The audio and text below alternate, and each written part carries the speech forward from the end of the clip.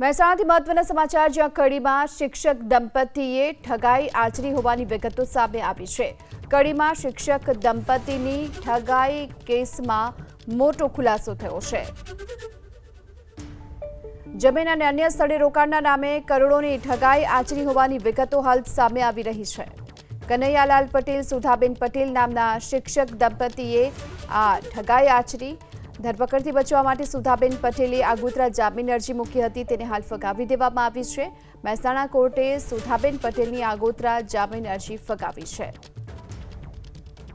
કડીમાં શિક્ષક દંપતીની ઠગાઈ કેસમાં મોટો ખુલાસો થયો છે।